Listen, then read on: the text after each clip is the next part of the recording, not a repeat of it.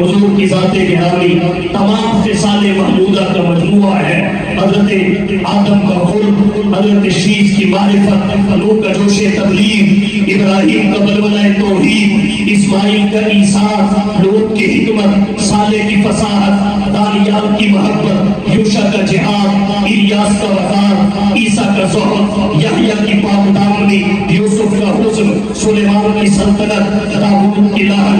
اللہ نے تمام کمالات آپ کی ذات گرامی میں جمع فرما کر جیسے کمالات حضور پہ مکمل کیے، ویسے ہی نبوت کا محل بھی حضور سے مکمل کیا۔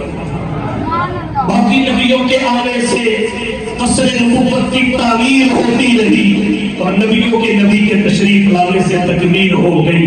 اس تکمیل کو ہی ختم نبوت کہتے ہیں۔ ما کان محمد الذی سمعت فیہ الخصال المحمودہ، جس میں تمام اوصاف حمیدہ ہوں۔ اس سے بھی آسان کر کے یوں کہنا چاہوں گا، محمد 3 حرفوں سے مل کر بنا ہے، ایک ہا ہے، ایک میم ہے، ایک دال ہے۔ محمد کا مادہ حمد ہے، اور حمد اس کی خصوصیت یہ ہے کہ اس میں انتہا کا معنی پایا جاتا ہے، اس میں اختتام کا معنی پایا جاتا ہے، اس میں تکمیل کا مفہوم پایا جاتا ہے۔ آپ کہیں گے کیسے؟ دلیل آئیے، جب کھانا اپنی انتہا کو پہنچتا ہے، اختتام کو پہنچتا ہے، اس وقت جو دعا پڑھی جاتی ہے اس میں حمد ہے۔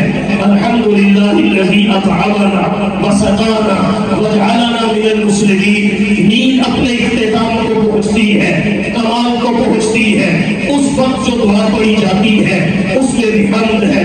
الحمدللہ الذی احیانا بعد ما اماتنا والیہ النشور۔ بندہ قضائے حاجت کے لیے بیٹھا ہے، حاجت مکمل کر لی ہے، اس وقت جو دعا پڑھی جاتی ہے اس میں بھی مادہ حمد ہے۔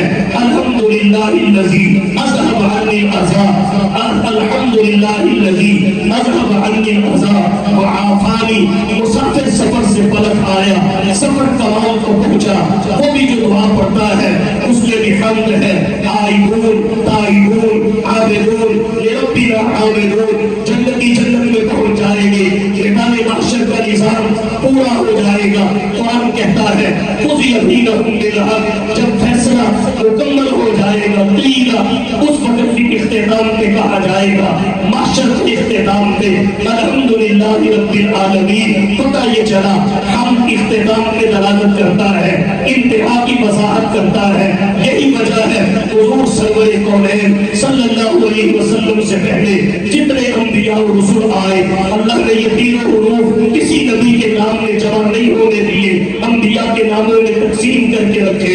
کسی ایک نبی کے نام میں بھی یہ تینوں حروف اکٹھے آپ کو نظر نہیں آئیں گے، اس لیے کہ جب نبوت چل رہی تھی یہ تو اختتام پہ دلالت کر رہے ہیں، رسالت کا اجرا تھا یہ تو اختتام پہ دلالت کرتے ہیں، کسی نبی کے نام میں جمع نہیں ہوئے۔ آدم کو محمد کی میم اور دال ملی، سلیمان کو محمد کی میم ملی، موسیٰ کو محمد کی میم ملی، اسی طرح صالح کو محمد کی ہا ملی، نوح کو محمد کی ہا ملی، اسحاق کو محمد کی ہا ملی، دانیال کو محمد کی دال ملی، داؤد کو محمد کی دال ملی، ادریس کو محمد کی دال ملی، ہود کو محمد کی دال ملی۔ کسی کے نام میں ایک حرف آیا، کسی کے نام میں 2 حروف آئے، تینوں اللہ نے کسی نبی کے نام میں جمع نہیں ہونے دیے۔ لیکن جب حضور سرور کونین صلی اللہ علیہ وسلم تاج ختم نبوت پہن کر اس دھرتی پہ تشریف لائے، ہر نبی کا ذاتی نام ایک ہے، نبیوں کے نبی کے ذاتی نام 2 ہے،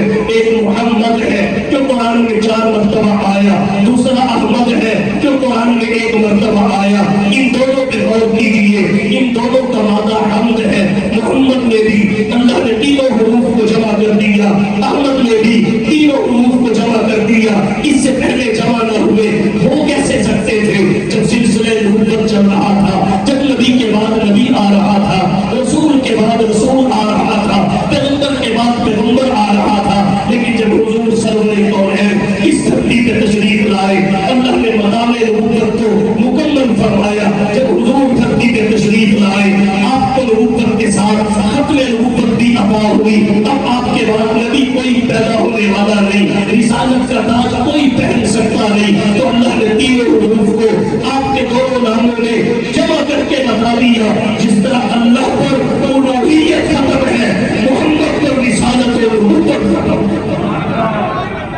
माकाना मोहम्मद, तो आपका नाम नामी, इसमें गिरामी मोहम्मद आपकी खत्म ऊपर का डंका बजा रहा है।